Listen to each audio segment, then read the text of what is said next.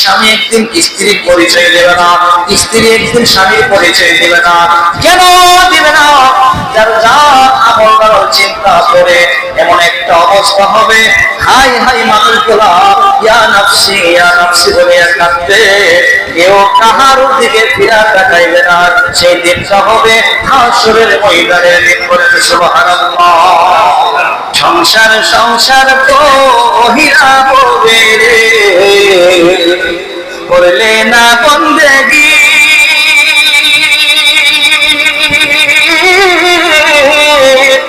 কিভাবে কাটা আহিবি মোহরে, কবরের জিন্দেগি রে, ওরে জীবন গোনাই গোনাই গে এলো রে, ওরে জীবন গোনাই গোনাই গে এলো রে। ধন সম্পদের মা আমায় কইরা রে, ডাকলি না মাওলা রে, কিভাবে কাটাইবি মনরে, কবরের জিন্দেগি রে, ওরে জীবন গোনাই গোনাই গে এলো রে। ঠিক না দেখি? কবরের জিন্দেগি কাহারোর জন্য মাফ হবে না। কবরের জিন্দেগিটা হবে তার কর্ম আমল অনুসারে। সেজন্য আমাদের আমল করার দরকার আছে, নামাজ পড়ার দরকার আছে। বন্ধুরে, হাসরের ময়দানে আল্লাহর নবী বলছে, যারা আমার উম্মত হওয়ার মতো হইতে পারবে, আমার আশেক পাগলের মতো পাগল হইতে পারবে, আমার সুন্নতকে অনুসরণ করবে, আমার তরিকা মতো চলবে, নবীর আদর্শ মতো চলবে, নবী তাদেরকে হাসরের ময়দানে সাফায়াত করবে। বলেন সুবহানাল্লাহ। আমার নবীজি বললেন, সাহাবীরা রে, আমি নবীকে তোমরা হাসরের ময়দানে তিনটা জায়গার মধ্যে দেখতে পাইবা। ওইটা জায়গা, তিনটা জায়গার মধ্যে আমি নবী দাঁড়িয়ে থাকবো। সাহাবীদের মধ্যে আব্দুল্লাহ ইবনে আব্বাস রাদিয়াল্লাহু তাআলা আনহু আমার নবীকে প্রশ্ন করলো, ইয়া রাসূলুল্লাহ, নবী গো, ওগো মায়ের নবী, দয়ার নবী, আপনি কোথায় কোথায় দাঁড়িয়ে থাকবেন? আমার নবী বললাম, সাহাবীরা, আমি নবী দাঁড়িয়ে থাকবো, এক নাম্বার আমি ফুলসিরাতের ফুলের সামনে দাঁড়িয়ে থাকবো, দুই নাম্বার আমি মিজানের পাল্লার সামনে দাঁড়িয়ে থাকবো, তিন নাম্বার আমি জাহান্নামের গেটে দাঁড়িয়ে থাকবো। সুবহানাল্লাহ। সাহাবীরা বলল, ইয়া রাসূলুল্লাহ, নবী গো, আপনি কেন ওই জাহান্নামের গেটে, ওই মিজানের পাল্লার ফুলসিরাতের সামনে দাঁড়িয়ে থাকবেন? কারণটা কি নবী গো? আপনি তো সেই জায়গার মধ্যে কি কারণে দাঁড়িয়ে থাকবেন? আমার নবীজি উম্মতের দরদি নবীজি দুইটা চোখের ফাই ফালাইয়া ঝরঝর করে নবী কেঁদে ফেলবেন আর বলবো, সাহাবীরা রে, আমার উম্মতেরা তাদের আমল নামার মধ্যে গুনাহটা বেশি হইয়া যাবে। এই গুনাহ বেশি হইয়া যাইবার কারণে অসংখ্য লক্ষ কোটি আমার উম্মতদেরকে জাহান্নামে নিয়ে যাবে। আমার উম্মতরা আমি নবীর জন্য দাঁড়িয়ে থাকবে, ইয়া রাসূলুল্লাহ, ইয়া রাসূলুল্লাহ বলে চিৎকার করবে। আমি সেই দিন আমার গুনাহগার উম্মতকে তরাইবার জন্য ওই জায়গার মধ্যে দাঁড়িয়ে থাকবো। আমি আমার উম্মতকে না নিয়ে আমি নবী জান্নাতের ভিতরে ঢুকবো না। বলেন সুবহানাল্লাহ। ওই রকম আসে করতে হবে যেন নবীর সামনে আমাদের নসিব হয়। বলেন সুবহানাল্লাহ। আবু জেহেল নবীরে দেখছে, আবু বকর নবীরে দেখছে না। আবু বকর নবীকে মহব্বতের সাথে, ঈমানের সাথে দেখছে, আর আবু জেহেল দেখিয়া নবীকে চিনতে পারে না। নবীর মনে কষ্ট দিয়েছে, অত্যাচার করছে, নবীকে আঘাত দিয়েছে। কথা বলে ঠিক না বেশি? তাহলে আবু বকর সিদ্দিকের মতো নবীর উম্মত হতে হবে, হযরত আলী উসমানের মতো নবীর আশিক হতে হবে, যেন নবী আমাদেরকে সাফায়াত করে হাসরের ময়দানে করে। বলেন সুবহানাল্লাহ। আমার নবী বলল, আমার সাহাবীরা রে, হাসরের ময়দানে আমি নবী ওই ফুলের সামনে দাঁড়িয়ে থাকবো। জাহান্নামের ফেরেশতারাও আমার উম্মতকে হাতের মধ্যে হ্যান্ডকাফ লাগাইয়া যেমনি ভাবে দুনিয়ার পুলিশ প্রশাসন আসামির হাতের মধ্যে হ্যান্ডকাফ লাগাই কে লাগাই না, কেন লাগাই? সে অপরাধ করছে, অপরাধ না করলে মানুষ জেল হাজতে যাইতে পারে না। ঠিক আছে, মানুষ যখন অপরাধ করে, অন্যায় করে, তখন তার প্রশাসন হাতের মধ্যে হ্যান্ডকাফ লাগাই, ঠিক না বেটে? তেমনি ভাবে হাসরের ময়দানে আমার নবীর গুনাহগার উম্মতের হাতের মধ্যে ফেরেশতারা হ্যান্ডকাফ লাগাইয়া ফুলচেরাতের ফুলের দিক দিয়া টানতে থাকবে। এই গুনাহগার উম্মতরা দাঁড়িয়ে থাকবে। যেমনি ভাবে মানুষগুলাকে পুলিশ হাতের মধ্যে হ্যান্ডকাফ লাগাইয়া টানা হেসরাইয়া জিহান হাজতের মধ্যে ঢুকাইয়া দেয়, এমনি ভাবে ফেরেশতারা উম্মতকে টানতে থাকবে। আর ওই উম্মত ফুলচেরাতের ফুলের সামনে দাঁড়িয়ে থাকবে আর ইয়া রাসূলুল্লাহ বলে চিৎকার করবে। আমার নবী বলল, ও সাহাবীরা রে, আমি তখন দাঁড়িয়ে দেখবো আমার গুনাহগার উম্মতরা ইয়া রাসূলুল্লাহ বলে চিৎকার করবে। আমি তাকে একটা তাবা মাইরা আবার মিজানের পাল্লার সামনে নিয়ে যাব, আবার তাকে তার আমলনামাটা মাপকাঠি করব, তার গুনাহের পাল্লাটা আবার ভারী হয়ে যাবে, নেকের পাল্লাটা হালকা হয়ে যাবে। আমি নবীজি আমার ডান হাতটা নেকির পাল্লার মধ্যে ধরে রাখবো, আমি নেকির পাল্লাটা ছাড়বো না, কারণ আমার উম্মতকে জাহান্নামে যাইতে আমি দিব না। বলেন সুবহানাল্লাহ। কেমন নবীর উম্মত আমরা হইলাম, যে নবীজি উম্মতের গুনাহ যদি বেশি হয়ে যায়, নেকি যদি কম হয়ে যায়, মিজানের পাল্লার সামনে নবীজি উম্মতকে দাঁড় করায়া নেকি বলি আবার ওজন করবে। যদি নেকির পাল্লা হালকা হয়ে যায়, নবীজি হাত মোবারক নেকির পাল্লার উপর এইভাবে চাপতে রাখবে, যেন নেকির পাল্লা পাতলা না হয়, ভারী যেন হয়। সুবহানাল্লাহ। আমার নবীজি বলল, আমি জাহান্নামের গেটে দাঁড়িয়ে থাকবো, জাহান্নামী ফেরেশতারা আমার উম্মতকে আসামি বানাইয়া হাতের মধ্যে হ্যান্ডকাফ লাগাইয়া টানতে টানতে জাহান্নামের ভিতরে ঢুকাইয়া দিবে। আর আমার ওই উম্মতরা ইয়া রাসূলুল্লাহ বলে চিৎকার করবে, আমি নবী তো সহ্য করতে পারবো না, আমি নবী সেই দিন আমার উম্মতকে ধরিয়া আবার তার আমলনামাটা মিজানের পাল্লার মধ্যে মাপকাঠি করব। আমি যখন দেখবো নেকের পাল্লা হালকা হয়ে গেছে, হাত মোবারক নেকির পাল্লার মধ্যে দিয়ে রাখবো, এইভাবে সাফায়াত করিয়া আমার উম্মতকে আমি জান্নাতে নিয়ে যাব। বলেন সুবহানাল্লাহ। নবী আমার উম্মতের দেওয়ানা, তোমরা জানো না, নবী আমার উম্মতের দেওয়ানা, ঠিক না বেঠি?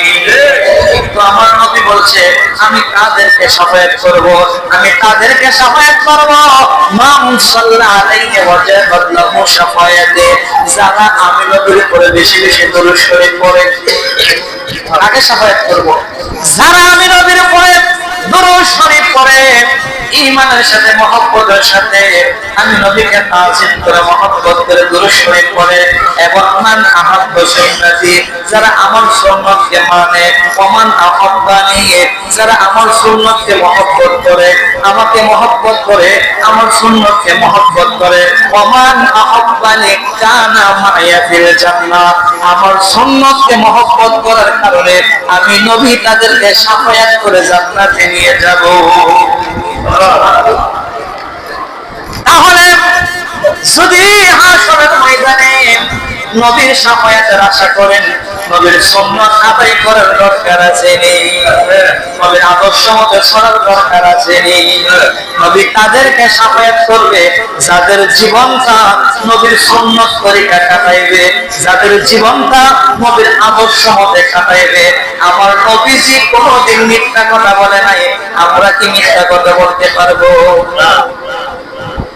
আমার নবীজি কোনোদিন পরার হক নষ্ট করে নাই, আমরা পরার হক নষ্ট করতে পারবো না।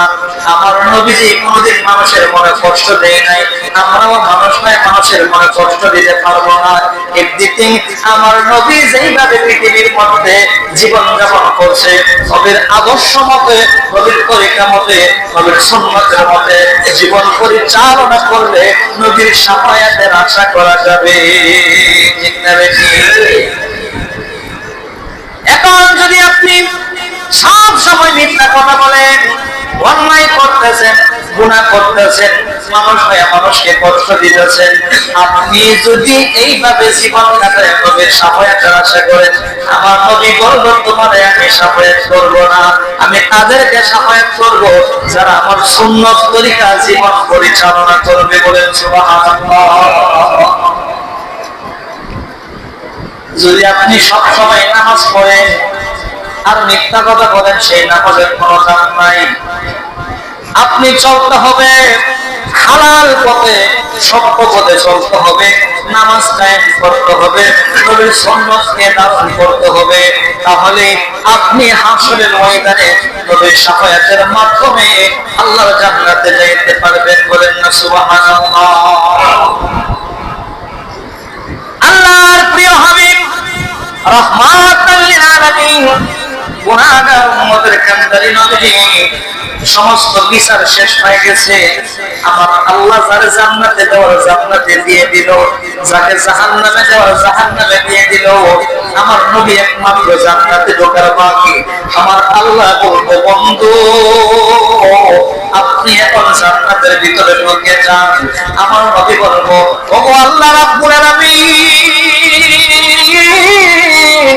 আমার মন বলতেছে আমার লক্ষ কোটি উম্মতেরা জাহান্নামের ভিতরে ঢুইকা জাহান্নামের আগুনের মধ্যে পড়িয়া ইয়া রাসূলুল্লাহ বলিয়া চিৎকার করতেছে, আমার উম্মতকে যতক্ষণ না পর্যন্ত জাহান্নামের ভিতর থেকে না বাহির করবেন আমি নবী জান্নাতে যাইতে পারবো না। বলেন সুবহানাল্লাহ। গুনাহগার উম্মত গুনার কারণে জাহান্নামে ঢুকবে, ঢুইকা জাহান্নামের আযাব সে পাইবে, কিন্তু ওই যে সে কালিমা পড়ছিল, কালিমার প্রতি বিশ্বাস ছিল, নামের মুসলমান ছিল, মুসলমানের প্রতি নবীর প্রতি সামান্য ইঞ্চি পরিমাণ তার ঈমান ছিল, এই ঈমানের পরে সে জয়লা কইরা শেষ মুহূর্তে সেও জান্নাতে যাইবে নবীর মহব্বতের উসিলা। সুবহানাল্লাহ। আমার নবীজি এমনি ভাবে উম্মতদেরকে শাফায়াত করবে। আমার নবীকে আল্লাহ বলবো নবী গো সিজদা থেকে মাথা উঠান ও ফেরেশতারা জাহান্নামের ভিতরে যাও, জাহান্নামের ভিতর থেকে উম্মতকে বাহির করে নিয়ে আসো। ফেরেশতারা লক্ষ কোটি কোটি উম্মতকে জাহান্নাম থেকে বাহির করে আনবে। আবার বলবো আল্লাহ আমার মন বলতেছে এখনো আরো উম্মত জাহান্নামের ভিতরে পড়ে আছে। আমার ফেরেশতারা আল্লাহ বলবো ফেরেশতারা আবার যাও, আবার জাহান্নামের ভিতর থেকে উম্মতকে বাহির করে নিয়ে আসো। আবার আল্লাহ বলবো ও নবী গো এখন জান্নাতে যান। আবার নবী বলবো না, আমার মন বলতেছে আরো উম্মত জাহান্নামের ভিতরে। এইভাবে একবার দুইবার তিনবার কইরা 7 বার ফেরেশতারা জাহান্নামের ভিতরে যাবে। জাহান্নামের ভিতরে যাইয়া উম্মতকে বাহির করে নিয়ে আসবে। আর উম্মতকে বাহির করে আনিয়া নবী বলবো এ উম্মতেরা দুনিয়ার মধ্যে যদি আজকে আল্লাহর আদর্শ মতে আল্লাহর বিধান মানতে, আমি নবীর আদর্শ মানতে, তাহলে এই জাহান্নামে তাদেরকে ঢুকতে হইতো না। বলেন সুবহানাল্লাহ। নবী জাহান্নাম থেকে বাইরে করব, শরীরের মধ্যে শরীরটা ফুইরা সাতটা কাংরা হয়ে যাবে। আমার নবী বলবো উম্মত রে আমি তো বলেছিলাম নামাজ পড়ার জন্য, কেন নামাজ পড়লে না? আমি তো বলেছিলাম রোজা রাখার জন্য, কেন রোজা রাখছিলেন? আমি নবীকে বলছিলাম আমার আদর্শ মতো চললে তোরা জান্নাতে যাইবে, আমার আদর্শ মতো কেন তোরা চললে না? আজকে তোদের এত কষ্ট করা লাগবো না, এ উম্মত দুনিয়ার মধ্যে যদি সত্য পথে চলতে, হালাল পথে চলতে, নামাজ পড়তে, রোজা রাখতে, আল্লাহর বিধান মানতে, আমি নবীর সুন্নাত তরিকা মতে চলতে, তাইলে তোদেরকে জাহান্নামের ভিতরে কোনদিন তোদেরকে ঢোকাইলো না। আজকে এত কষ্ট করা করতেছ, নবীর আদর্শ মতো চলছস না, আল্লাহর বিধান মানছস না, সেজন্য তোরা জাহান্নামের ভিতরে দুইটা কষ্ট করতেছ। কিন্তু তোরা যে একটু কালিমা পড়ছিলে, কালিমার প্রতি বিশ্বাস ছিল, নবীর প্রতি ইঞ্চি পরিমাণ মহব্বত ছিল, এই মহব্বতের কারণে আমি তোদেরকে জান্নাতে না নিয়ে আমি তো ঢুকতে পারি নাই জান্নাতে। কন্যা সুবহানাল্লাহ। এইভাবে নবী জান্নাতের ভিতরে উম্মতকে শাফায়াত করে নিয়ে যাবে। সুবহানাল্লাহ। আমরা আযানের মধ্যে নবীর দুরূদ শরীফ পড়ি, আসসালাতু ওয়াসসালামু আলাইকা ইয়া রাসূলুল্লাহ, আসসালাতু ওয়াসসালামু আলাইকা ইয়া হাবিবাল্লাহ, আসসালাতু ওয়াসসালামু আলাইকা ইয়া শাফিউল মুযনিবিন। সুবহানাল্লাহ। শাফিউল মুযনিবিন অর্থ হচ্ছে নবী একমাত্র শাফায়াতকারী, শাফিউল মুযনিবিন তিনি নবী শাফায়াতকারী। সুবহানাল্লাহ। তো কাজেই আমরা যেন নবীর আদর্শ মতো, নবীর সুন্নাত তরিকা আমরা চলতে পারি। আমার নবী দাঁড়িয়ে রাখছে কি রাখছে না? আমরা দাঁড়িয়ে রাখতেছি নবীর সুন্নাত। আমার নবীজি মাথার মধ্যে টুপি দিছে, আমরা টুপি দিবি কি নবীর সুন্নাত। আমার নবীজি সবসময় সত্য কথা বলছে, আমরা সত্য কথা বলবো, এটা সুন্নাত। আমার নবীজি পৃথিবীর মধ্যে হালাল পথে চলছে, আমরা হালাল পথে চলবো, এটা সুন্নাত। আমার নবীজি নামাজ পড়ছে, আমরাও নামাজ পড়বো। আমার নবীজি কোনোদিন মানুষের মনে কষ্ট দিচ্ছে না, আমরাও কোনোদিন মানুষের মনে কষ্ট দিব না। এইভাবে যদি জীবনটা চালাইতে পারেন, আপনি আল্লাহর জান্নাতে যাইতে পারবেন। আপনাকে হাসর মিজান ফুছারা কোন জায়গার মধ্যে আপনি দেখবেন না, আপনি ডাইরেক্ট জান্নাতে চলে যাবেন। বলে সুবহানাল্লাহ। আজ আমরা যেন নবীর আদর্শ মতো চলতে পারি, সবাই বলে আমিন। ওয়া আখিরু দাওয়ানা আলহামদুলিল্লাহি রাব্বিল আলামিন। আসসালামু আলাইকুম ওয়া রাহমাতুল্লাহ।